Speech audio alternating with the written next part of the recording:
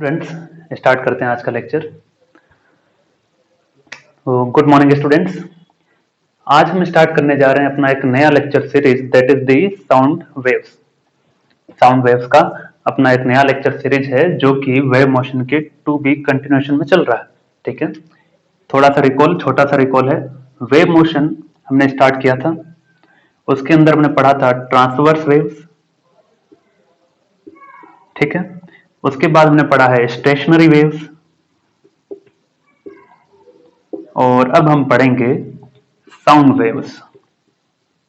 ठीक है, transverse waves के अंदर इक्वेशन हमने देखे थे, सारी चीजें देखी थी। इंटरफेरेंस होता है, सुपरपोजिशन होता है। तो सुपरपोजिशन के बेस्ट पर हमने कहा था कि तीन घटनाएं घटित होगी। पहला इंटरफेरेंस, जो कि हमने देख लिया। फिर उसके बाद स्टेशनरी वेव कब जनरेट होता है। देन थर्ड क्या था, बीट्स। तो बीट्स को ही हम पढ़ने वाले हैं साउंड वेव्स के अंदर। ठीक है, तो ये था छोटा सा इंट्रोडक्शन कि क्या क्या हम पढ़ने वाले हैं, क्या क्या हमने पढ़ लिया। ठीक है, अब हम स्टार्ट करते हैं कि साउंड वेव्स क्या है, क्या होती है, क्या नहीं होती है। ओके, चलिए आइए शुरुआत करते हैं। स्वागत है आप सभी का आज के इस लेक्चर में। ये छोटा थ्योरेटिकल पॉइंट पढ़ा है, लिख लेना, मैं समझा भी दूंगा अभी। चलिए, तो हमने पढ़ा था वेव्स के टाइप्स पढ़े थे वेव मोशन के फर्स्ट लेक्चर में, याद आया। ठीक है, उसमें हमने पढ़ा था देयर आर मैकेनिकल वेव्स। ठीक है, मैकेनिकल वेव वो होती है जिसे ट्रेवल करने के लिए मीडियम की रिक्वायरमेंट हो। वन डायमेंशनल वेव थी, टू डायमेंशनल थी, बहुत से टाइप देखे थे हमने। जो वन डायमेंशन एक ही डायरेक्शन में चले, टू डायमेंशन जो दो डायरेक्शन में चले, थ्री डायमेंशन तीनों डायरेक्शन में चल सके। ठीक है, उसके बाद हमने देखा था एक होती है ट्रांसवर्स, दूसरी होती है लॉन्गिट्यूडनल। ठीक है, तो ट्रांसवर्स वेव भी होती थी, लॉन्गिट्यूडनल भी होती है। अब हम क्या करते हैं, साउंड वेव्स को कैटेगराइज करते हैं कि एक्चुअली कौन सी वेव है। ठीक है, चलिए, तो देखिए स्टूडेंट, बहुत ही आसान है। यहां पर एक पर्सन ए है, यहां पर एक पर्सन बी है। ठीक है, ओके, तो पर्सन बी जो है, या फिर पर्सन ए की ही बात करते हैं। इसने कहा हेलो। क्या कहा इसने, हेलो। तो ये हेलो सीधा गया और इसे सुनाई दिया। ये जो हेलो कहा है, उसे नहीं पता हेलो कहा क्या कहा, वो तो उसे सुनाई देगा। तब सुनाई कैसे देगा, जब कानों तक आवाज पहुंचेगी।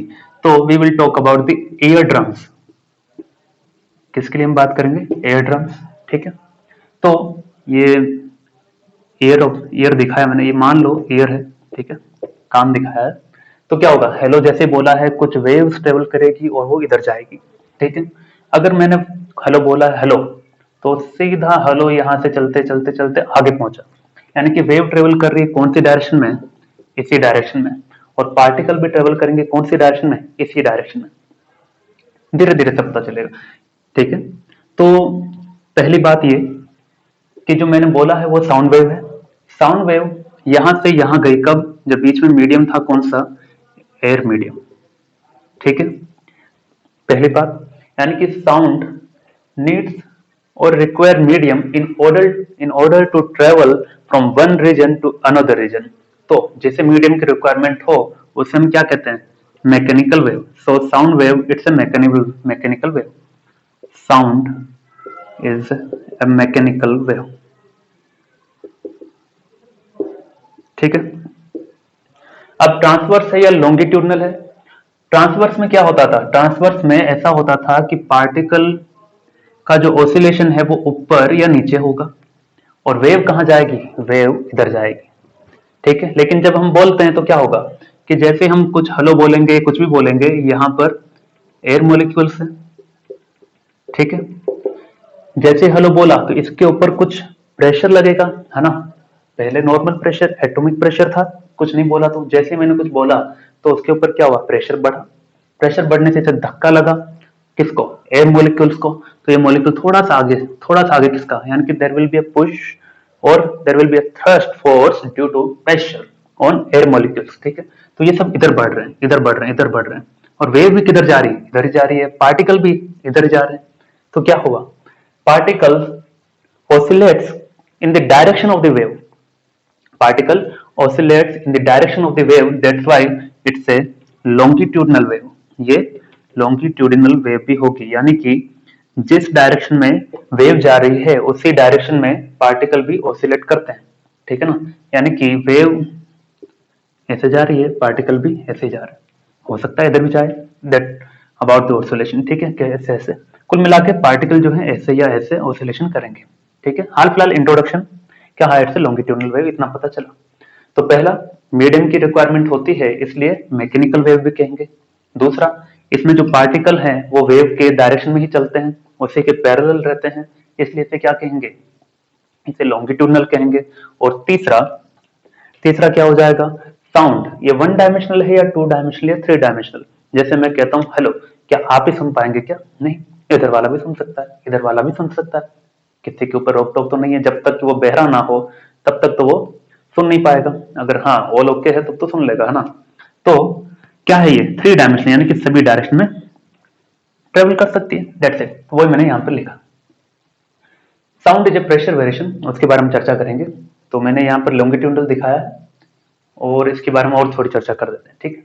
केवल हाल फिलहाल लिखिए, वो केवल एक इंट्रोडक्शन दिया मैंने कि साउंड वेव क्या होती है क्या नहीं होती है, उसके बारे में बता देते हैं। ये लिख लेना, है ना, ये लिखना था। देखिए इसके बारे में क्या है कि एक आदमी यहां था, let's say he try to say hello.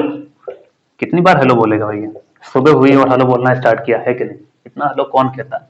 Let's say ये ईयर ड्रम है, अब जैसा है यही है, मैं बायोलॉजी का स्टूडेंट तो हूं नहीं जो बना दूं, आप हैं बना सकते हैं। चलिए ये ईयर ड्रम बनाया, ईयर ड्रम, मतलब कान के पर्दों की बात कर रहे हैं, है ना। तो यहाँ जो पार्टिकल्स थे, यहाँ जो पार्टिकल्स थे एयर मॉलिक्यूल्स, उन सब के ऊपर फोर्स लगा होगा ड्यू टू प्रेशर, ठीक है। फोर्स लगने की वजह से क्या होगा, सबका प्रेशर चेंज होगा क्या, so there will be variation in pressure, variation in pressure. और वी कैन से अगर प्रेशर चेंज हुआ तो क्या क्या चेंज हो सकता है। मान लो इसके ऊपर धक्का लगा तो ये एयर मॉलिक्यूल थोड़ा आगे जाके इसके पास आ गए, ठीक है ना। जैसे इसके ऊपर धक्का लगा एक एयर, ये वाली लेयर पर, यानी कि ऐसा, यहां ऐसा था, जब धक्का नहीं लगा, धक्का लगा तो क्या होगा कि यही एयर मॉलिक्यूल सब पास पास में आ जाएंगे, सही है। पास में आएंगे तो इसी की वजह से क्या होगा, क्या एयर मॉलिक्यूल्स की डेंसिटी बढ़ गई क्या, क्योंकि नजदीक आया ना, नजदीक आए तो क्या हो गया, डेंसिटी बढ़ गई, यानी कि वेरिएशन इन प्रेशर, यानी कि प्रेशर लगा तो प्रेशर बढ़ा और उसकी वजह से डेंसिटी बढ़ा। तो हम बढ़ा या घटा नहीं कहेंगे, हाल फिलहाल भी कहेंगे there will be a variation in density. Pressure change होगा तो डेंसिटी भी चेंज होगी, ठीक है। डिटेल में जानकारी लेंगे कि कितना चेंज होता है, कैसे चेंज होता है, वो भी हम देखेंगे। हाल फिलहाल देखा, हाँ बोला है तो प्रेशर चेंज होगा, प्रेशर चेंज तो डेंसिटी भी चेंज होगी, ठीक है। ओके ओके ओके, बढ़िया। अब हम आगे की बात करते हैं, वही चीज यहाँ लिखिए, अब देख लेते हैं उसे। Sound is a pressure variation, correct, that propagates through some medium, all okay. Propagates through some medium, कोई ना कोई मीडियम तो चाहिए होगा। Propagates through the medium, the elements of the air vibrate to produce change in density and pressure along the direction of the motion of the wave. Density में change होगा, pressure में change होगा, and this pressure variation causes abnormal motion of air molecule. कैसा motion कराएगा कैसा नहीं कराएगा वो सारी हम घटना पढ़ेंगे, ठीक है। तो इतना लिखिए, आगे बढ़ेंगे। डायग्राम बनाना भी काफी इंपॉर्टेंट है, ठीक है ना, एक्सप्लेनेशन इज इंपॉर्टेंट। तो अभी तक हमें यह पता चला कि sound wave is a longitudinal wave, mechanical wave और थ्री डायमेंशनल वेव, जो तीनों डायरेक्शन में चल सकती है। जिसे चलने के लिए मटेरियल की आवश्यकता होगी, मीडियम की रिक्वायरमेंट होगी, और साथ ही साथ उसे क्या कहा जा सकता है, लॉन्गिट्यूडनल, जिसमें पार्टिकल उसी की डायरेक्शन में ट्रेवल करते हैं, ठीक है। चलो चलो चलो, बढ़िया है। अब देखो एक बहुत बढ़िया सा एग्जाम्पल हमने सुन रखा कई बार कि साउंड वेव्स जो है कि तीनों में पॉसिबल है क्या, जी हाँ, सॉलिड में, लिक्विड में, गैस में, तीनों जगह आप इसे फील कर सकते हैं। सॉलिड तो मैं जहां बोल ही रहा हूं रूम में, वो सॉलिड है ही। लिक्विड पानी में डूब जाइए, वहां से चिल्लाइए, थोड़ी बहुत आवाज सुना ही देगी, तो लिक्विड में भी साउंड वेव्स होगी, हालांकि कम ज्यादा होगी, वो बात अलग है। गैसेस में भी होती है, ठीक है। तो तीनों मीडियम में साउंड वेव इज पॉसिबल, ठीक है। लेकिन velocity of sound, velocity of sound किसकी बात कर रहे हैं हम? वेलोसिटी ऑफ साउंड की बात कर रहे हैं,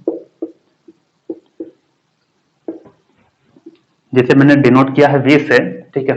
वो सबसे ज्यादा होती है सॉलिड में, उससे ज्यादा, उससे कम लिक्विड में, उससे कम गैस में, ठीक है। सॉलिड में होती है इट्स अराउंड 5500 मीटर पर सेकंड के आसपास। ये सभी हम प्रूव भी करेंगे, डोंट वरी, अभी केवल एक जनरल इंट्रोडक्शन। लिक्विड में होता है इट्स अराउंड 1500 मीटर पर सेकंड, एंड गैसेस में इट्स अराउंड 332 मीटर पर सेकंड, जो कि हवा में होती है, हम पढ़ते हैं। इसका डेरिवेशन करेंगे सबका, है ना, चिंता मत कीजिए, लिखिए इसे। चलिए अभी तो हम साउंड वेव पर और इंट्रोडक्शन देंगे, अभी तो स्टार्ट हुआ है, आज का तो इंट्रोडक्शन में ही जाएगा अपना लेक्चर।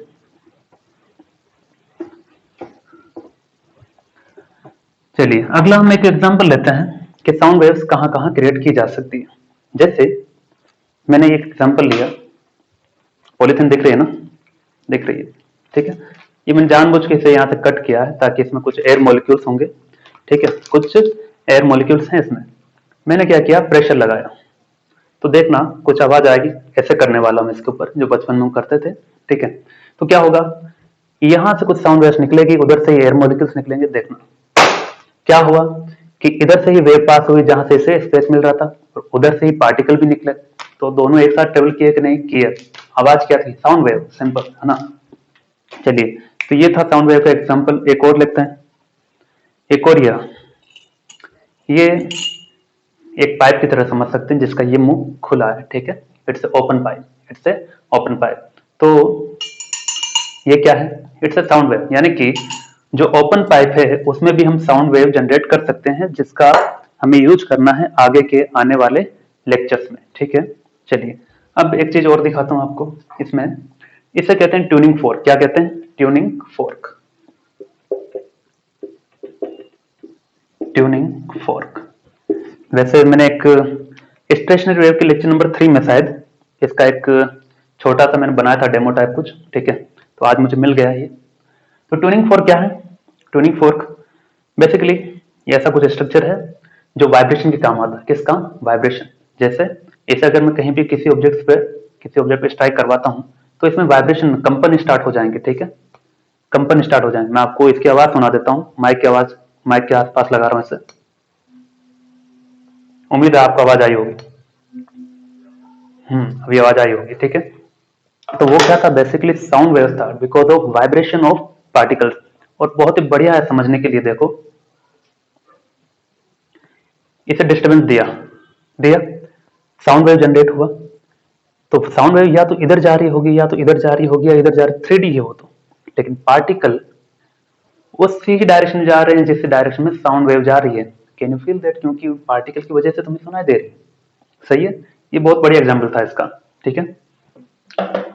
चलिए एक और चीज जो बहुत कॉमन एग्जांपल है, क्या कॉमन एग्जांपल ये है कि ट्यूनिंग फोर्क वाइब्रेशन करता है, लिख लेना, ट्यूनिंग फोर्क के ब्रैकेट में vibration, sound wave due to vibration, ठीक है। वैसे इसका एक अगला करेंगे हम, ये छोटा सा डेरिवेशन। तो अगला था कि सबने सुना है कि एक जार लिया, जार बोले तो ग्लास जार, ग्लास जार, ठीक है। इसके अंदर अभी एयर मीडियम है, और मैंने यहां से बेल वाला सिस्टम लगा दिया, ठीक है। क्या लगा दिया, बेल, अरे घंटी जो बजाते हैं, ठीक है। अब जब तक इसमें एयर मीडियम है तब तक ये इसकी आवाज सुनाई देगी बेल की, ठीक है। यानी कि बैटरी वाला सिस्टम सब कुछ लगा रखा, बेल जार जिसे कहते हैं, क्या कहते हैं इसे, बेल जार। ये 9th या 10th का एक एक्सपेरिमेंट है, याद रखा होगा, आप नहीं रखा कोई दिक्कत नहीं, छोटा सा। बेल जार मतलब ग्लास जार है जिसके अंदर बेल है, इसके अंदर जब तक हवा है आवाज सुनाई देगी बेल की। मान लो अब मैंने क्या किया, एयर रिमूव, हवा को निकाल दिया जैसे तैसे, ठीक है। एयर रिमूव हुआ तो क्या होगा, अब इसके ग्लास के अंदर कोई मीडियम है क्या, नो मीडियम, कोई मीडियम नहीं है। अगर कोई मीडियम नहीं है तो मुझे कोई आवाज आएगी क्या, नहीं। खत्म कर दो जार को फिर भी आवाज नहीं आएगी कैसे भी करके, ठीक है। तो there will be no sound, क्योंकि नो मीडियम, आवाज आएगी ही नहीं। अच्छा कुछ और याद आ रहा तब तो, सर चंद्रमा पर भी तो नहीं सुनाई देता है ना, चंद्रमा पर नहीं सुनाई देता, मून सरफेस पे चले जाते हैं। ठीक है, ये एग्जाम्पल लिख लो कि ग्लास जार के अंदर अगर हवा को हटा दें तो there will be no sound.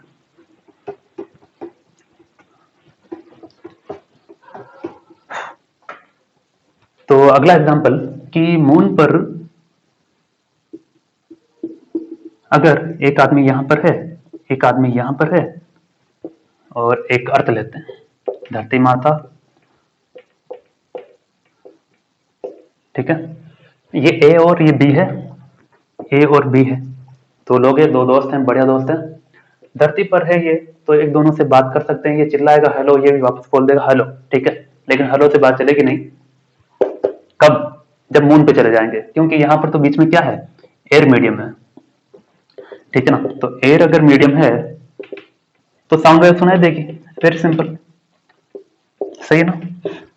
लेकिन मून पर क्या होगा, मून पर ये हेलो बोलेगा, ये सही नहीं सुनाई देगा कि मैंने कुछ बोला है, क्योंकि मीडियम ही नहीं है, ठीक है, इसे तो कहां से सुनाई देगा। So because at moon surface there is no medium, no atmosphere, ठीक है, no atmosphere, no medium, that's why we have no sound, ठीक है। लेकिन यहां से एक बढ़िया सवाल उठता है कि ग्रेविटी दोनों जगह है, अगर पूछा जाए कि यहाँ पर एटमॉस्फेयर है, यहाँ पर नहीं है, ऐसा क्यों क्यों नहीं है, क्योंकि सिंपल सा रीजन है कि ग्रेविटी एक रीजन हो सकता है, ठीक है, लेकिन इसे एक अलग तरीके से भी कहा जा सकता है। रीजन क्या हो सकता है कि देखिए, अर्थ पर, अर्थ पर, ये मिटा दे रहा हूं, लिख लेना, डायग्राम बना के रखना, ठीक है, इसके चारों ओर एटमॉस्फेयर है गैसेस की वजह से, ठीक है, due to gases we have atmosphere around the earth planet, ठीक। अब अर्थ प्लेनेट पर, अर्थ प्लेनेट पर ग्रेविटेशन में हमने पढ़ा था एस्केप वेलोसिटी, वो वेलोसिटी जिससे ज्यादा देने पर कोई भी जो ऑब्जेक्ट है वो ग्रेविटेशन से बाहर चला जाएगा, सही है, ग्रेविटेशन से कहां चला जाएगा, बाहर चला जाएगा, करेक्ट कहा था।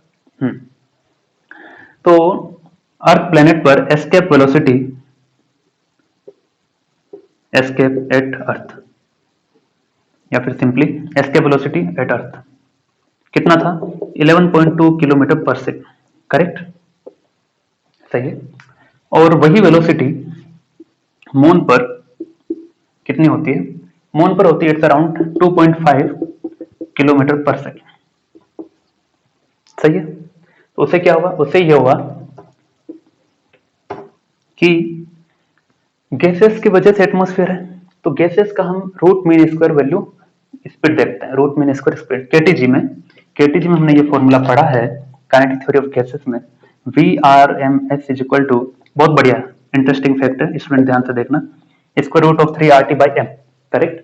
तो सभी ये 3 है, R क्या है, गैस कांस्टेंट है, T टेम्परेचर है, एब्सोल्यूट वैल्यू में, मास मोलर मास है, ठीक है, तो सभी गैस का अलग अलग मोलर मास होगा, नो डाउट, और एटमॉस्फेयर तो बहुत सारी गैसें हैं, तो डिफरेंट डिफरेंट गैसेस के लिए हमने ये निकाला, ठीक है, VRMS, इसका वैल्यू एवरेज हमने निकाला, मतलब मान लो किसी के लिए V1 आया, किसी के लिए V2 आया, किसी के लिए V3, सभी बहुत सारे गैसेस का एनालिसिस करके एक एवरेज वैल्यू हमने फाइंड आउट किया विच इज अबाउट 3.5 किलोमीटर पर सेकेंड, ठीक है, यानी कि गैसेस का जो रूट मीन स्क्वायर स्पीड होता है इन जनरल एवरेज टर्म्स में 3.5 किलोमीटर पर सेकेंड, तो अर्थ पर जब ये गैसेस हैं तो उनके पास स्पीड ये है, तो ये तो क्या है 11.2 से कम है, तो अगर 11.2 से ज्यादा होती तो वो अर्थ के एटमॉस्फेयर प्लेनेट को छोड़ के चली जाती, because of escape velocity concept, सही है, लेकिन नहीं जाती क्योंकि वो उससे कम है, एस्केप नहीं कर सकती, सिंपल। लेकिन वहीं पर वही गैसेस जब मून पर रहेगी तो मून पर तो एस्केप वेलोसिटी कितना है 2.5 है, और इसकी खुद की स्पीड कितनी है 3.5, तो 3.5 2.5 से ज्यादा है क्या, हाँ, यानी कि gases on the moon planet have higher velocity than the escape velocity at moon, ठीक है, तो 2.5 से ज्यादा है तो क्या कर जाती है, सभी एस्केप कर जाती है, उड़ जाती है तो कोई एटमॉस्फेयर रहेगा नहीं, जब गैसेस चली जाएगी तो एटमॉस्फेयर रहेगा क्या, नहीं, तो इसी वजह से we don't have any atmosphere, ठीक है। देखिए अभी और इंट्रोडक्शन में ही चल रहे हैं हम वाले करके। चलिए अगला हम बात कर लेते हैं टाइप्स ऑफ साउंड वेव्स की। वैसे हम एक बार कर चुके हैं इस पे चर्चा, लेकिन हम फिर से कर देते हैं क्योंकि साउंड वेव में चल रहे हैं तो साउंड वेव की चर्चा होनी बहुत जरूरी है कि नहीं। अच्छा, साउंड वेव कौन कौन जनरेट कर सकता है? सिंपली ऐसे ही अगर को पूछ ले, sound wave can be produced by, इन छोटे मोटे एग्जाम्पल बताओ ऐसे, है ना। पहला है ह्यूमन वोकल कॉर्ड्स, अरे जिससे हम बोलते हैं वोकल कॉर्ड्स। कॉर्ड सही लिखा है ना, सही लिखा होगा देख लेना, वोकल कॉर्ड्स बाय वाले बता देंगे, है ना। चलिए ह्यूमन वोकल कॉर्ड्स, अरे जहां से हम बोलते हैं, सिंपल है। चलिए दूसरा और क्या आ जाएगा? लाउड स्पीकर हो गया, लाउड स्पीकर, डीजे। और कोई? ह्यूमन वोकल कॉर्ड से, लाउड स्पीकर से, और आपका क्या आ जाए? ट्यूनिंग फोर्क है, अभी हमने बताया था एक ट्यूनिंग फोर्क है। और कोई एग्जांपल? और कोई एग्जांपल मुझे तो याद नहीं आ रहा, इतना काफी है। और भी बहुत से तरीके हैं वैसे जनरेट करने के, ठीक है।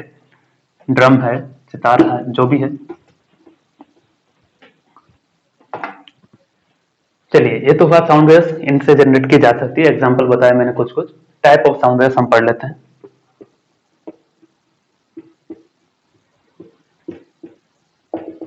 टाइप्स ऑफ साउंड वेव्स, तो टाइप्स ऑफ साउंड वेव में पहला आता है स्टूडेंट ऑडिबल, जो सुनाई दे, या फिर जैसे हम साउंड वेव्स भी कहते हैं इन शॉर्ट, ठीक है। या फिर ऑडिबल वेव्स लिखो, इतना टेंशन क्यों लेते हो, ठीक है। ऑडिबल वेव्स वो है जिनकी frequency comes under the range of greater than 20 hertz but less than 20 kilo hertz.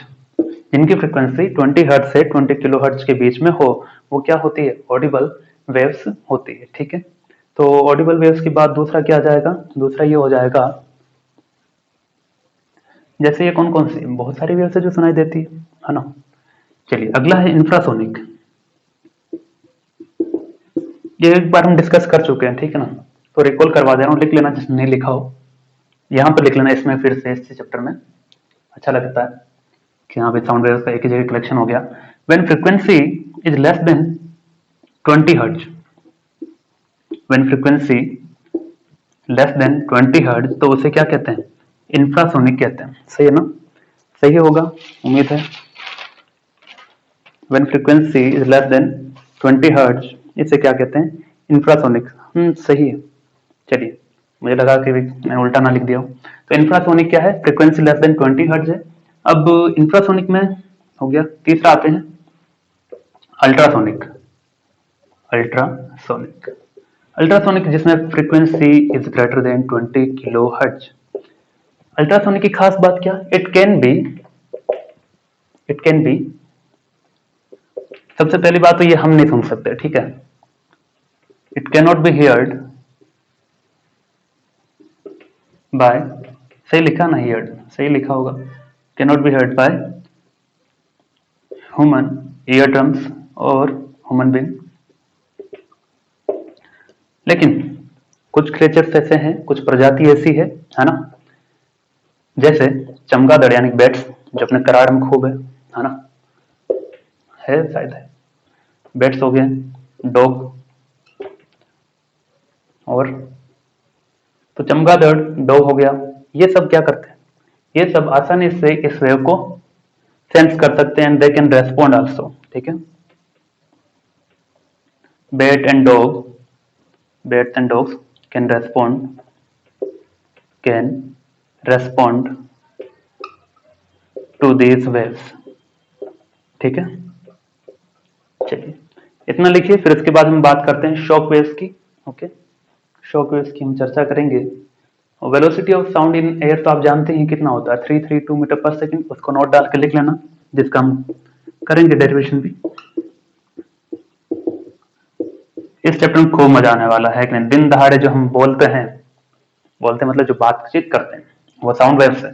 उन्हीं की आज हम चर्चा करेंगे पूरे लेक्चर में, आने वाले दिनों में भी। Velocity of sound in air is 332 metre per second. ठीक है, चलिए अगला लिखिए शॉक वेव्स। शॉक वेव्स क्या होती है? नंबर 4,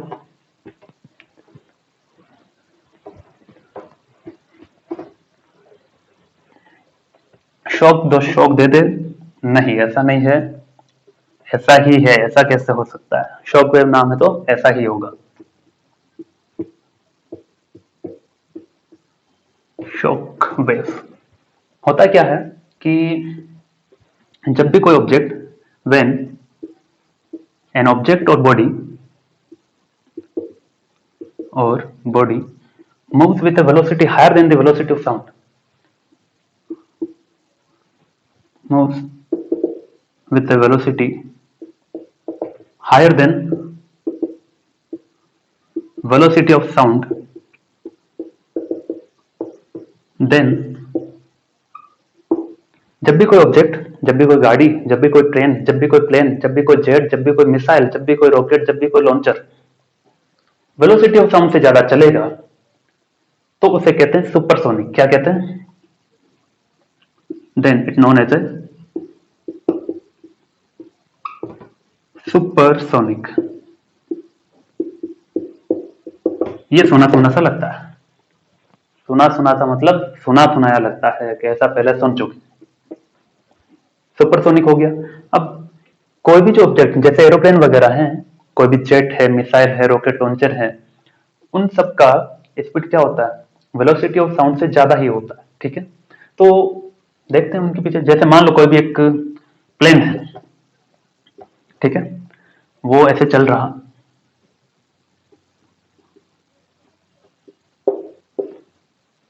ठीक बना है क्या? अभी ठीक बना है? अरे प्लेन तो पूरा स्पेस ही ले लिया है।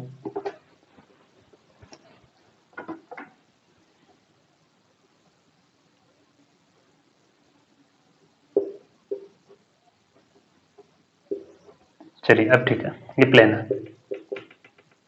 ठीक है, ऐसे उड़ रहा और वेलोसिटी इसकी मान लो कितनी है? मान लो 1000 मीटर पर सेकंड है, तो बहुत छोटा ले लिया मैंने, ठीक है, फिर भी वेलोसिटी ऑफ साउंड से ज्यादा है। ज्यादा है तो क्या होता है इस केस में कि जैसे जैसे ये आगे बढ़ता है, जैसे जैसे ये आगे बढ़ता है, पीछे पीछे इसके पीछे ऐसी वेव जनरेट होती है, शॉक वेव। इसके पीछे वेव जो होती है वो कोनिकल शेप में जनरेट होती है। नहीं समझे? जैसे किसी की हम बात करते हैं, मिसाइल की बात करते हैं, ठीक है, मिसाइल है, छोटा सा मिसाइल जैसा भी दिखाया, ठीक है, अभी ठीक मिसाइल बन गया। अब ये मिसाइल आगे जा रहा, ठीक है, जैसे जैसे आगे जाएगा और इसकी वेलोसिटी मान लो 2000 मीटर पर सेकंड, तो जैसे कोई तेज चलती हुई ट्रेन प्लेटफॉर्म से निकलती है तो प्लेटफॉर्म पर खड़े पैसेंजर को धक्का सा लगता है, हाँ के ना? हाँ। उसी तरह से जब ट्रेन का स्पीड तो मैक्सिमम कितना होता है? 200 किलोमीटर पर आवर, ऐसा कुछ होता है, ठीक है, या 160 होता है नॉर्मली, ठीक है, 200 नहीं, इंडिया में 160 मैक्सिमम है, ठीक है। तो 200, ये 2000 मीटर पर सेकंड से चल रही है, तो इसके पीछे भी क्या होती है? कोनिकल शेप में वेव जनरेट होती है, यानी कि डिस्टर्बेंस जनरेट होता है इसके चलने की वजह से, ठीक है, डिस्टर्बेंस जनरेट होता है। वही क्या करता है? आपको धक्का प्रोवाइड करता है, उसी धक्के की वजह से जो वेव जनरेट हो रही है वो, उसी को नाम दिया गया है क्या? Shock waves. इसीलिए इसीलिए जो बुलेट ट्रेन वगैरह है जापान में जो चलती है, उनको अंडर द टनल यानी कि किसी गुफा में चलाया जाता है, ताकि जब वो तेज स्पीड से चले तो उनके पीछे जो ये शॉक वेव बनेगी ऐसी, उसकी वजह से क्या होगा? बहुत से लोगों को सीधा धक्का लगे, उड़ के जाएंगे कहीं पर भी, ठीक है, उड़ के अगर जाएंगे तो उसे धक्का ना लगे, इसलिए टनल में उन्हें चलाया जाता है, ठीक है। और यही कारण है कि जो रेलवे वगैरह, इंडियन रेलवे जो है, उनकी स्पीड भी कम रखी जाती है, ताकि प्लेटफॉर्म पर खड़े जो पैसेंजर है या दूर दरिया में जहां पर भी कुछ चीजें रखी है वो उड़ ना जाए, डिस्ट्रॉय ना हो जाए। उड़ने की बात हो वो दूर है ना। चलिए, इसमें शॉक वेव्स में एक और चीज आती है, तो इसका शॉक वेव का डेफिनेशन क्या लिखोगे? When A object moves with A supersonic moves with supersonic, then it creates a conical disturbance known as a shock wave, ठीक है, लिख देता हूं। उम्मीद है डायग्राम नहीं बनाया होगा, बना लेना।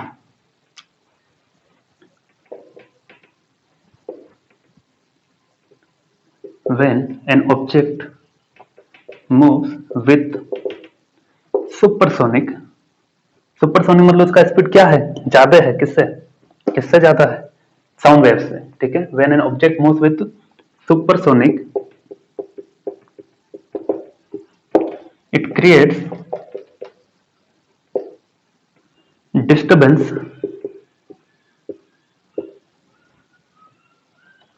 इन backward direction,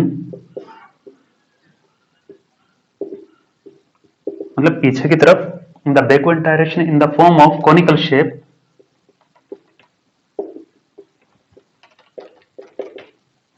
conical shape is known as shock waves।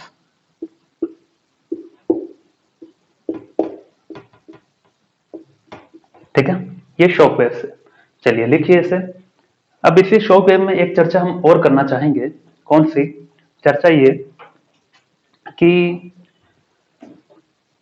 Shock wave है तो सुपरसोनिक से चल रहा होगा, तो जब भी कोई object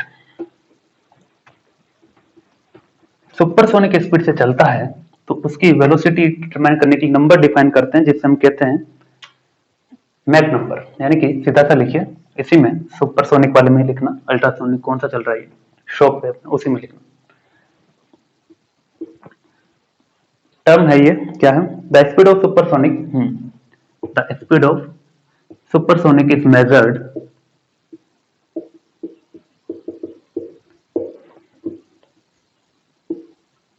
in terms of Mach number,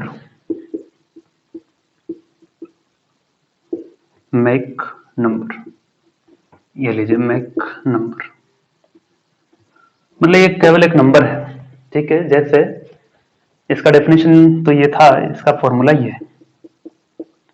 CET level में ऐसा पूछा जा सकता है Mach नंबर से रिलेटेड, या फिर अभी तो हमने जो टर्मिनोलॉजी अब तक जो पढ़ा है सीईटी के लिए काफी यूजफुल है, ठीक है।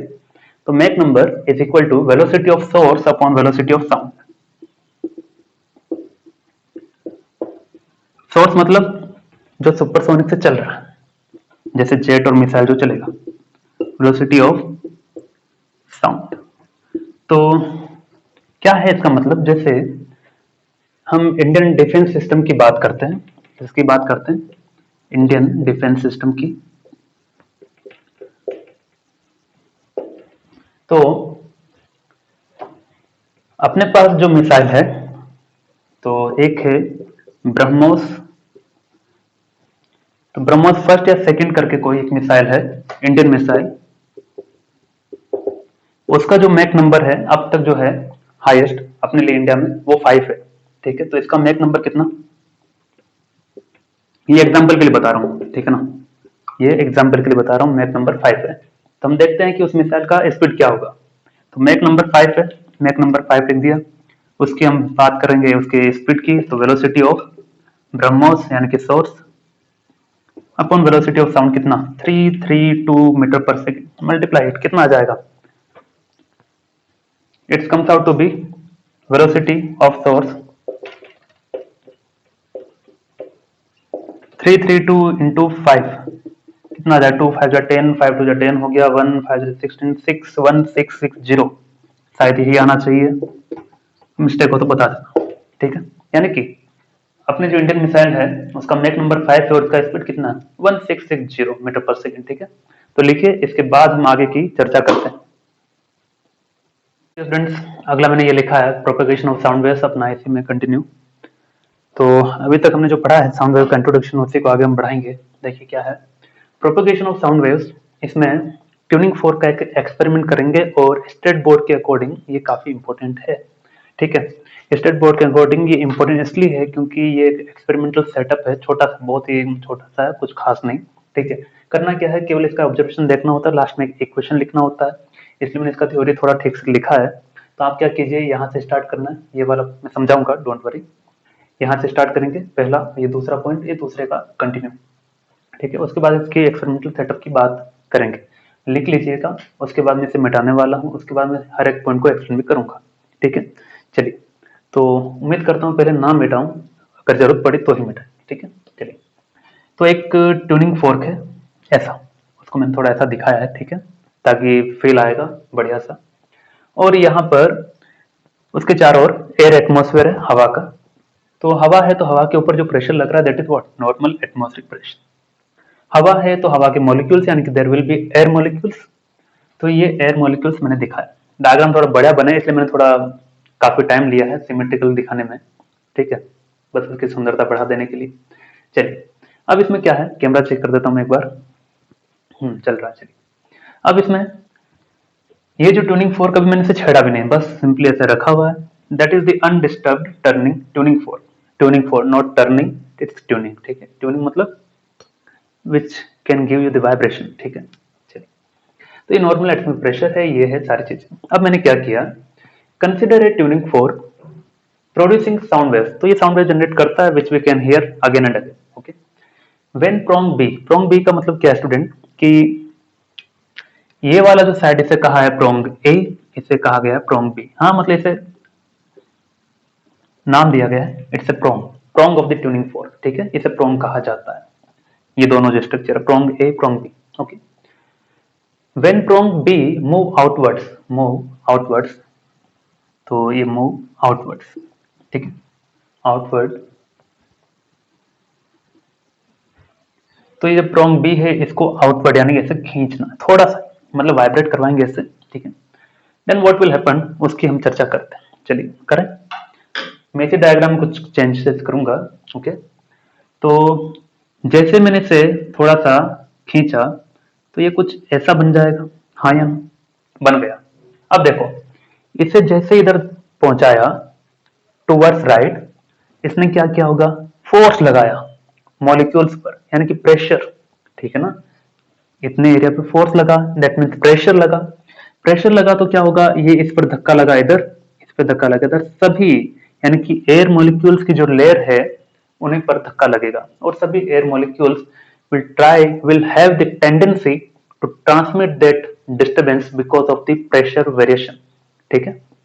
फिर से सुनिए मेरी बात, इसने क्या किया, डिस्टर्बेंस क्रिएट किया, that is what, that is the pressure. यानी कि पहले क्या था, नॉर्मल एटमॉस्फेरिक प्रेशर था, जैसे ही धक्का दिया तो अब क्या है, नॉर्मल एटमॉस्फेरिक प्रेशर नहीं रहा, प्रेशर कुछ ज्यादा हुआ, दैट उसको हम कंसिडर कर रहे हैं that is the variation in the pressure. उस वेरिएशन इन द प्रेशर की वजह से एयर मॉलिक्यूल्स को धक्का लग रहा है आगे की तरफ से। तो हम कहेंगे कि हाँ, सिंपल सा है, कोई इधर धक्का लगाया तो मॉलिक्यूल्स क्या होंगे, नजदीक आ जाएंगे किसी एक जगह पर, है ना। धक्का लगाया मॉलिक्यूल्स नजदीक आएंगे, जहां नजदीक आते हैं, जहां नजदीक आते हैं, मैंने वैसा लाइन बनाया है सर, ठीक है। तो फिगर नंबर 2 आपको बनाना है इसके जस्ट बाद, क्या, कि जहां पर धक्का लग रहा है वहां पर मैं एयर मॉलिक्यूल्स की लेयर ऐसे बहुत बहुत नजदीक दिखा देता हूं, ठीक है। तो ये मैंने नजदीक, ये सभी एयर मॉलिक्यूल्स का लेयर है, लाइनिंग से दिखाया है। अब डॉट डॉट बनाना तो टाइम लगेगा ना, ठीक है।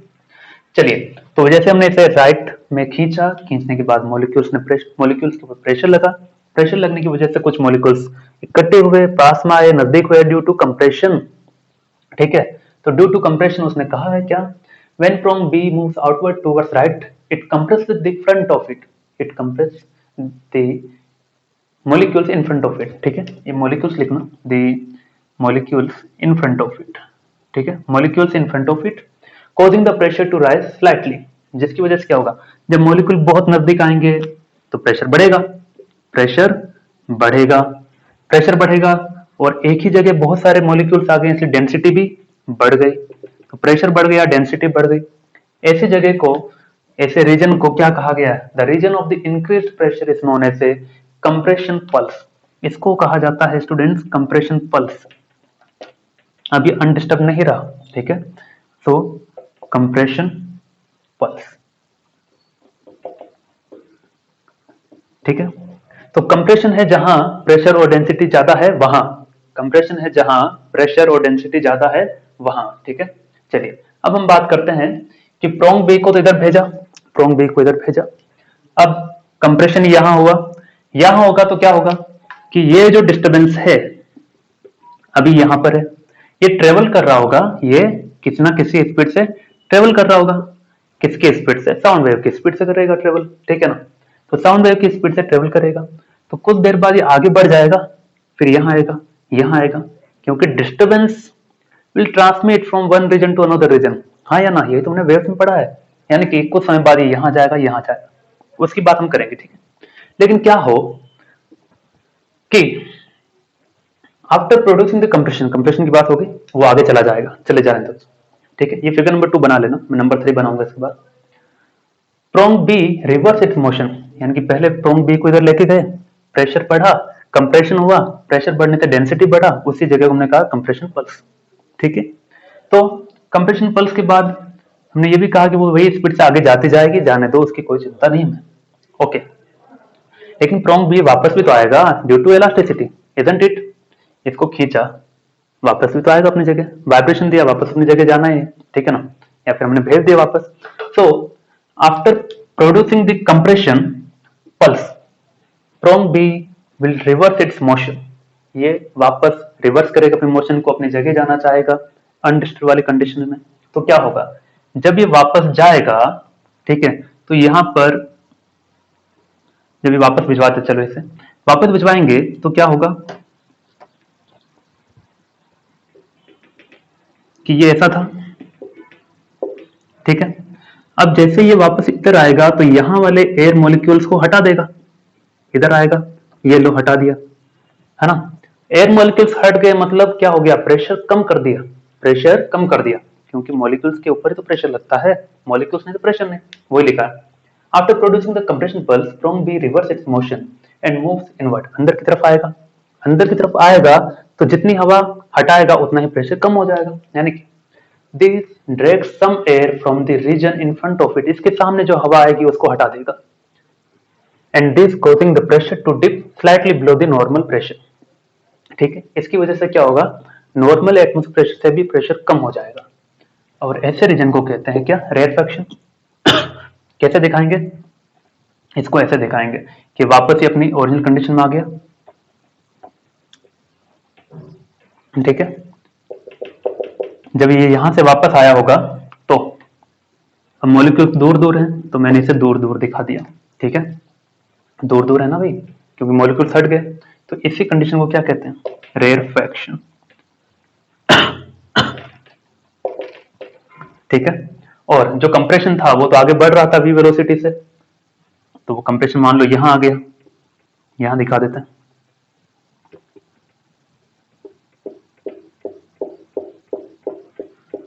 ठीक है ना। तो कंप्रेशन और रेयरफैक्शन दो कंसेप्ट इसमें आते हैं स्टूडेंट। कंप्रेशन यानी कि C, रेयरफैक्शन यानी कि R।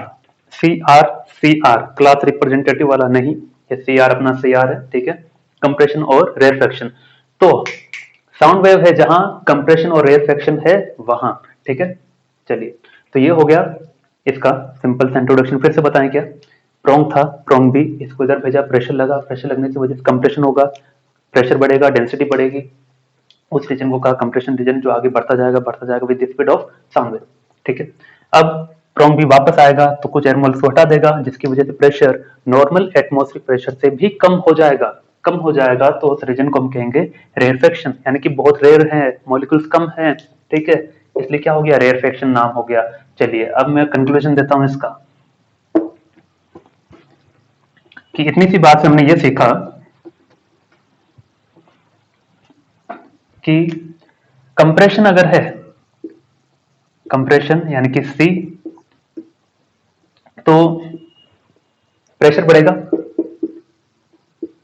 प्रेशर मैक्सिमम होगा, ऐसा भी कह सकते हो, डेंसिटी भी क्या होगी, मैक्सिमम होगी। और रेयरफैक्शन है तो रेयरफैक्शन यानी कि R,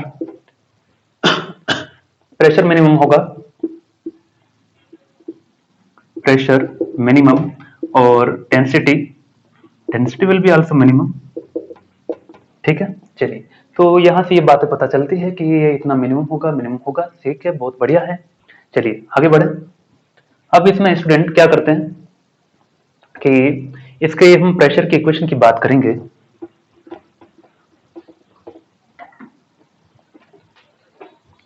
तो ट्रांसवर्स वेव्स में क्रेस्ट और ट्रफ होते थे, सी और आर, सी और टी क्रेस्ट और ट्रफ या क्रैक, कंप्रेशन और रेयरफेक्शन होते हैं। ठीक है, ये डिफरेंस है जिसकी चर्चा करेंगे थोड़ी देर में। अच्छा, तो ये था कि इसको आपने थोड़ा सा वाइब्रेट करवाया जिसकी वजह से प्रेशर में थोड़ा सा वेरिएशन आया। ठीक है, तो प्रेशर में वेरिएशन आया, तो वो प्रेशर में वेरिएशन डिपेंड करेगा कि आपका जो सोर्स है वो कैसा है। ठीक है, the source of vibration, the source of vibration means tuning force is performing SHM, then variation of pressure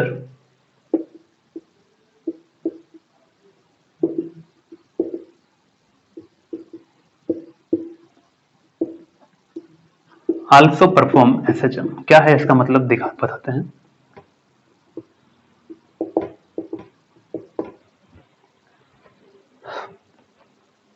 लिखिए इतना, जैसे इसकी बात करते हैं, इसको 1 सेकंड में अगर मैंने 2 बार वाइब्रेट करवाया तो इसकी फ्रीक्वेंसी कितनी हुई, 2 हर्ट्ज। 1 सेकंड में 10 बार इसका क्या करवाया, वाइब्रेशन करवाया, तो 10 हर्ट्ज की फ्रीक्वेंसी हुई। लेकिन मैं कह रहा हूं कि मैंने इसको SHM करवाना स्टार्ट कर दिया, यानी कि एक फिक्स टाइम पीरियड के बाद ये अपने वाइब्रेशन को रिपीट करेगा, यानी कि 1 सेकंड में 10 वाइब्रेशन, अगले 1 सेकंड में फिर से 10, फिर अगले 1 सेकंड में फिर से 10, ये कंटिन्यूअसली चलता रहेगा। तो वो वाइब्रेशन जो सोर्स है वो क्या कर रहा है, SHM। तो उसकी वजह से जो प्रेशर में वेरिएशन आएगा वो भी क्या करेगा, SHM। अब SHM का सिंपल हार्मोनिक मोशन जो है उसका इक्वेशन क्या होता है वो देखते हैं। SHM के अंदर सिंपल हार्मोनिक मोशन का जो इक्वेशन होता है y equal to y nought sine omega t. ये तो डिस्प्लेसमेंट का है जो हम सिंपल हार्मोनिक मोशन के अंदर पढ़ते हैं, लेकिन यहाँ पर चेंज कौन हो रहा है, प्रेशर। डिस्प्लेसमेंट थोड़ी ना हो रहा है, यहाँ पर चेंज क्या हो रहा है, प्रेशर। डिस्प्लेसमेंट नो डाउट हो रहा है, पार्टिकल्स का हो रहा है ना, लेकिन हम बात कर रहे हैं किसकी, प्रेशर की बात कर रहे हैं। ठीक है, तो डिस्प्लेसमेंट की जगह क्या आ जाएगा, प्रेशर आ जाएगा। ठीक है, तो इसको मैं लिख देता हूं, चलिए देखिए, delta P is equal to delta P nought sine omega t. अब डेल्टा P क्या है, डेल्टा P नॉट क्या है, यह है maximum increase in pressure above the normal atmospheric pressure.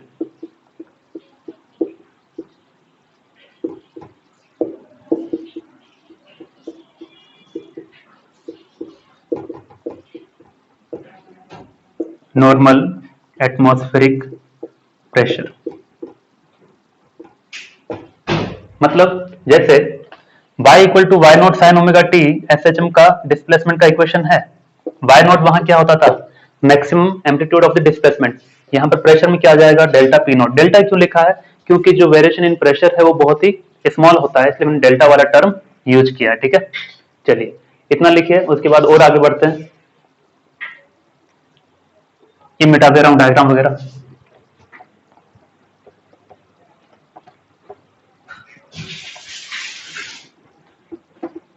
तो delta P equal to delta P nought sine omega t, ये आया SHM का इक्वेशन। ठीक है, लेकिन ये जो घटना थी वो किसी टाइम पर हुई थी, at any instant, at any position, ऐसा कह सकते हैं। ठीक है, चलिए तो इन जनरल पर हम चलते हैं। In general, if variation in pressure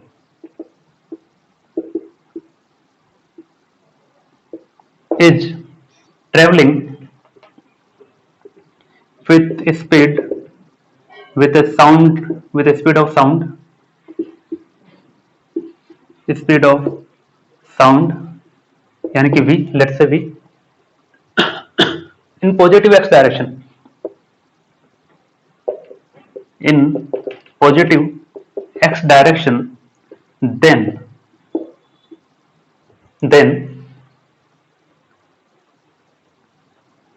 at any time, that any instant t, then at position x in time t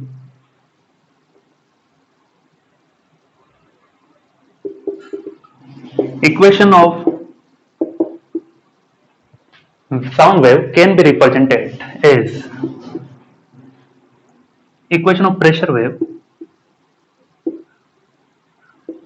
can be represented as, मतलब क्या, मतलब यह कि पहली बात कि अगर मुझे कोई आवाज सुनाई दे रही है और वो जो सोर्स मुझे आवाज दे रहा है वो एसएचएम कर रहा है, तो मुझे जो प्रेशर उसकी वजह से जो सुनाई दे रहा है वो प्रेशर डिस्टर्बेंस है, वो भी क्या सुनाई देगा मुझे, एसएचएम। तो वो एसएचएम था, लेकिन वो मेरी एक फिक्स पोजीशन पर था, मैं नहीं हिल रहा था, वो भी नहीं हिल रहा था, सारी चीजें फिक्स थी। अब मैंने क्या कहा, जनरल बात करते हैं कि डिस्टर्बेंस आ रहा है, आने दो, यहाँ पर सुनने वाला खड़ा है। अब ये इसमें डिस्टर्बेंस आ रहा है v स्पीड से, डिस्टर्बेंस आ रहा मतलब प्रेशर आ रहा है ना, प्रेशर वेरिएशन आ रहा है, पॉजिटिव x डायरेक्शन में आ रहा है, किसी टाइम t पर x पोजीशन पर, हमें बताना है इक्वेशन। तो बहुत ही बढ़िया, ट्रांसफर वैसे हमने पढ़ा था क्या कि कोई सी भी वेव हो, ट्रांसफर कोई सी भी वेव हो, क्या कि a wave which travelling in positive x direction with speed v, ठीक है ना, उसका क्या आता था इक्वेशन, उसका ये आता था y equal to y nought sine omega t minus x by v. यहाँ डिस्प्लेसमेंट नहीं प्रेशर है, डेट इट खत्म हो गया, delta P is equal to delta P nought sine omega t minus x by v. Positive x direction जा रही है तो यहाँ बीच में माइनस आता है, आई होप आपको याद है। अंदर मल्टीप्लाई करते हैं, omega t minus omega by v x, इसी को क्या कहते हैं, के कहते हैं क्या, के यानी कि वेव नंबर, के यानी कि वेव नंबर। तो delta P is equal to delta P nought sine omega t minus k x, ठीक है। अब अगर प्रेशर का जो वेरिएशन है यानी कि delta P tends to zero है, इफ, तो इसे सिंपली क्या लिख सकते हैं, डेल्टा पी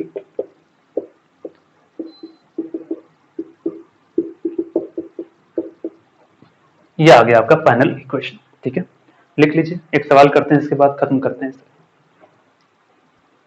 अगला एक सवाल लिखा है स्टूडेंट, देखिए उसे करते हैं, है ना, लगभग एंड की हो रहा है आज के लेक्चर के लिए। The equation of a sound wave in air is given by something like this, कि delta P is equal to कितना, 0.02 साइन 3000 टी माइनस 9x। चलिए स्टैंडर्ड इक्वेशन से कंपैरिजन कर लेते हैं, फिर पता करते हैं क्या फाइंड करना है। चलिए आइए, स्टैंडर्ड इक्वेशन ये है, delta P is equal to delta P nought sine omega t minus k x, दोनों का ऑपोजिट साइन है, इससे पता चल रहा है पॉजिटिव एक्स डायरेक्शन जा रही है, वो बिना कहीं जा रही है, और कहां पर भी जाए पता नहीं करना है क्योंकि पूछा ही नहीं। चलिए, तो कंपैरिजन से डेल्टा पी नॉट की जगह कितना है, 0.02 है, ये प्रेशर है, तो प्रेशर का unit Newton per metre square. अभी मैं केवल कंपैरिजन करके लिख रहा हूँ, डाटा लिख रहा हूँ। टी के साथ यहाँ ओमेगा है, तो ओमेगा भी इक्वल टू कितना हो गया, इट्स 3000, यूनिट वगैरह आप देख लेना इसका जो भी है, और के का वैल्यू कितना हो गया, 9, के का वैल्यू 9। ओके, अब सवाल पढ़ते हैं। Find frequency lambda and speed of sound in air. Okay, find frequency, तो ओमेगा इक्वल टू क्या होता है, 2 पाई एफ, और ओमेगा कितना दिया है 3000, it's equal to 2 pi f, f equal to कितना आ जाएगा 3000 अपॉन 2 पाई, बस सॉल्व हो गया, सॉल्व कर लेना इससे, ठीक है। फ्रीक्वेंसी निकाल ली हमने, लेमडा निकालते हैं। लेमडा निकालने के लिए के इक्वल टू क्या होता है, 2 पाई बाय लेमडा, बहुत से फॉर्मूले हैं, जैसे भी चलना चाहे। Lambda equal to 2 pi by k, और के का वैल्यू कितना दिया, 9, तो इसकी भी कहानी खत्म हो गई। अगला पूछा speed of sound in air, तो स्पीड ऑफ साउंड भी निकाल लेते हैं। स्पीड ऑफ साउंड यानी कि v, तो v इक्वल टू क्या होता है, f lambda, v equal to f lambda, f कितना, ये रहा, लेमडा कितना, ये रहा, तो पुट कर दो, एफ है 3000 अपॉन 2 पाई। सवाल आप ही को करना है ना, और उम्मीद करता हूं कि आप आंसर बताएंगे।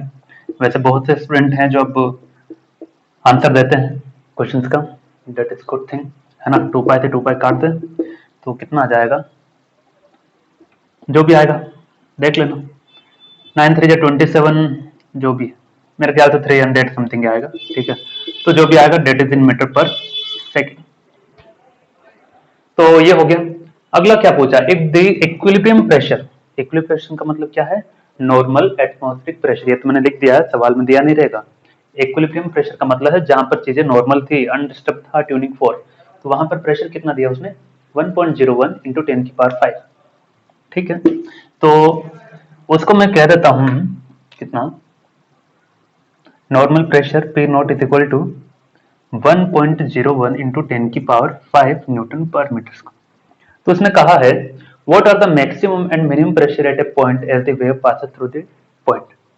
तो मैक्सिमम और मिनिमम प्रेशर कहाँ होता है, मैक्सिमम वहां होता है जहां कंप्रेशन हो, है ना, मैक्सिमम प्रेशर, और एक हमें फाइंड करना है मिनिमम प्रेशर। मैक्सिमम प्रेशर का मतलब है कि पी नॉट पहले से था और उसमें कुछ प्रेशर ऐड हो गया, कितना, डेल्टा पी नॉट, ये तो हमने लिखा था, डेल्टा पी नॉट क्या होता है, maximum increase in the pressure, ठीक है। और मिनिमम क्या हो जाएगा, मिनिमम आ जाएगा डेल्टा पी नॉट, माइनस कर देंगे, बस इतना ही था। पी नॉट है कितना, 1.01 into 10⁵ plus delta P not कितना, 0.02, बस आंसर हो गया, खत्म, इतना आसान था। पी नॉट कितना, 1.01 into 10⁵ minus 0.02 Newton per metre square, खत्म, लिख लीजिए। और अब लास्ट पूरे लेक्चर का कंक्लूजन जो हम करेंगे एक डिफरेंस से, ट्रांसवर्स वेव्स और लॉन्गिट्यूडनल वेव के बीच में डिफरेंस पढ़ करके आज के लेक्चर को हम कंप्लीट करेंगे।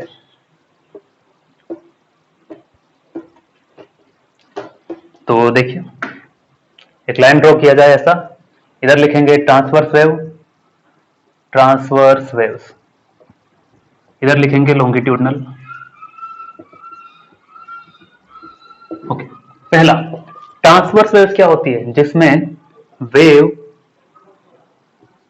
v स्पीड से इधर जाएगी और पार्टिकल पार्टिकल क्या करेंगे, पार्टिकल ऊपर और नीचे ऑसिलेशन करेंगे, सही है।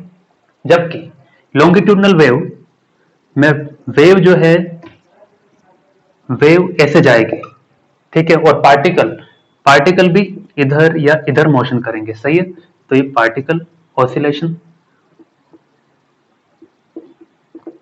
ऑसिलेशन, और वेव भी इधर ही जा रही है, ठीक है।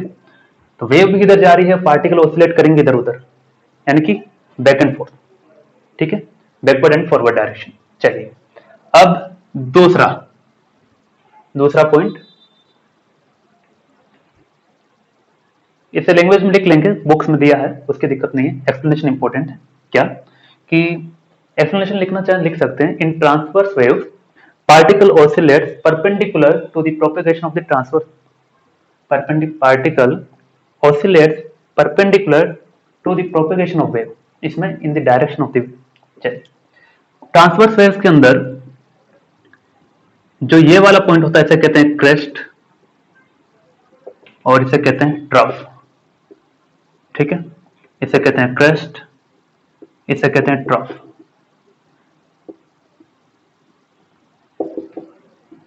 जबकि साउंड वेव में क्या होता है, क्या साउंड वेव में ट्रफ और क्रेस्ट होते हैं, नहीं, हमने देखा कि जहां प्रेशर बढ़ जाए उसे कहते हैं कंप्रेशन, जहां प्रेशर घट जाए उसे कहते हैं रेयरफेक्शन, ठीक है। और दोनों ही कंप्रेशन और रेयरफेक्शन आगे बढ़ते जाते हैं with the speed of sound wave, ठीक है। तो कंप्रेशन होंगे, कंप्रेशन को मैं दिखाऊंगा नजदीक वाली लाइन से, ठीक है।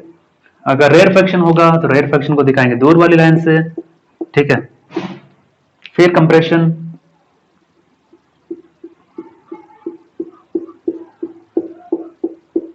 आपको ठीक से बनाना है डायग्राम, फिर रेयरफेक्शन, ठीक है, ये रेयरफेक्शन, ठीक है। चलिए अब तो कंप्रेशन C और रेयरफेक्शन R। रेयरफेक्शन मतलब बहुत रेयर है हम नजदीक आने के लिए, कंप्रेशन मतलब हम कंप्रेस्ड हैं। चलिए, तो इंपॉर्टेंट है, ये बहुत इंपॉर्टेंट है कि ट्रांसवर्स वेव्स क्रेस्ट और ट्रफ की फॉर्म में ट्रेवल करती है, साउंड वेव कंप्रेशन और रेयरफेक्शन की फॉर्म में ट्रेवल करती है। नीट लेवल का क्वेश्चन, सीटी लेवल का क्वेश्चन यहां से बन सकता है आपके लिए, ठीक है। चलिए कि ट्रांसवर्स वेव कौन सी फॉर्म में ट्रेवल करती है, in the form of crest और ट्रफ और कंप्रेशन और रेरफेक्शन। तो ट्रांसवर्स क्रेस्ट और ट्रफ में चलती है, साउंड वेव कंप्रेशन और रेरफेक्शन में चलती है। ठीक है, तो किन्हीं भी दो क्रेस्ट ट्रफ के बीच का जो डिस्टेंस होता है, एक वेव का जो लेंथ है वो क्या है, वेवलेंथ है। यानी कि एक क्रेस्ट और एक ट्रफ मिला दो तो क्या बनता है, वेवलेंथ। उसी तरह से एक कंप्रेशन और एक रेरफेक्शन मिला दें तो इसे भी क्या कहेंगे, एक वेवलेंथ कहेंगे, लैम्डा। कितना इजी था, है कि नहीं, इजी था। चलिए तीसरा, ये जो लॉन्गिट्यूडनल वेव है, यानी कि मेनली हम साउंड वेव के लिए ही चर्चा कर रहे हैं, है ना। ये सॉलिड, लिक्विड, गैस तीनों में पॉसिबल है। ठीक है, जबकि ये सॉलिड में और अपर सरफेस ऑफ लिक्विड में पॉसिबल है। तो आपको अगर याद हो तो मैंने एक सवाल पूछा था स्टेटस पर, क्या कि ripple surface, sorry ripple on water surface, it's example of what, transverse और लॉन्गिट्यूडनल। तो ये ट्रांसवर्स था, ये लॉन्गिट्यूडनल, ये ट्रांसवर्स था, क्योंकि अपर सरफेस ऑफ लिक्विड जो है it has the property of the modulus of rigidity, that's why it comes under the category of the transverse waves. तो बहुत से स्टूडेंट को डाउट हो गया था, हल्का फुल्का डाउट है, कोई बड़ी बात नहीं। ठीक है, चलिए अब अगला, इसमें ट्रांसवर्स वेव्स के अंदर पॉइंट नंबर 4, तीनों लिख लीजिए, पॉइंट नंबर 4 में चल रहे हैं। पॉइंट नंबर 4 क्या है, पॉइंट नंबर 4 ये है कि इसमें जो मीडियम होगा ट्रांसवर्स वेव्स के लिए, it poses, medium should have modulus of rigidity. सही है,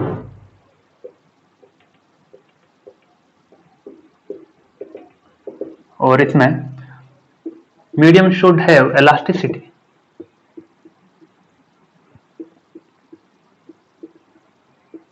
इलास्टिसिटी का मतलब हो गया तीनों के लिए डिफाइन है इलास्टिसिटी, है ना, बल्क मॉडुलस वगैरह सब कुछ। चलिए इसमें केवल ये रिजिडिटी के लिए ही है, बाकी चीजों के लिए नहीं। चलिए अगला, transverse waves can not be polarized, या can be polarized, it can be polarized. ठीक है, ट्रांसवर्स वेव्स को पोलराइज किया जा सकता है जबकि उसको नहीं। तो इसका यहां लिख देता हूं नंबर 5, ये लिखा रहने देते हैं, है ना, number 5, transverse waves can be polarized and longitudinal wave cannot be polarized.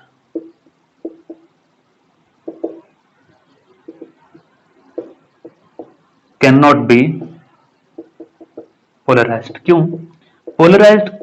Lecture number 5 आपका स्टेशनरी वेव में, उसमें हमने पढ़ा है, याद देता हूं क्या है, कि जो भी रैंडमली वेव आ रही है उसको अगर एक पर्टिकुलर डायरेक्शन दे पाए, that means the wave is polarised. ठीक है, अब इसमें देखो ट्रांसवर्स वेव्स क्या है कि वेव तो ऐसे जा रही है, पार्टिकल ऐसे हैं, तो अगर वही पार्टिकल का जो डिस्प्लेसमेंट है वो वाई डायरेक्शन का लोगे, सही ना, अगर उसके डिस्प्लेसमेंट को जेड डायरेक्शन का लोग कर दो तो वो क्या हो गया, polarisation along the z direction. ठीक है, लेकिन इसमें क्या है, जिस डायरेक्शन में वेव जाती है उसी डायरेक्शन पार्टिकल भी, सही है ना, तो इट्स मीनिंगलेस टू से इट कैन बी पोलराइज्ड। ठीक है, पोलराइजेशन करने का मतलब ही नहीं है क्योंकि वो ऑलरेडी एक ही डायरेक्शन में जा रहा है। ठीक है, चलिए ये लिख लीजिए। तो इंपॉर्टेंट पॉइंट ये है, इसे खास जरूर याद रखना, point number 2, compression and rarefaction. तो इसी के साथ स्टूडेंट आज का लेक्चर हम कंप्लीट करते हैं। उम्मीद है आपको समझ में आया होगा। इन केस कोई भी डाउट है, छोटा मोटा कुछ भी पूछिए और मजे कीजिए पढ़ाई करते हुए। ठीक है, टाटा।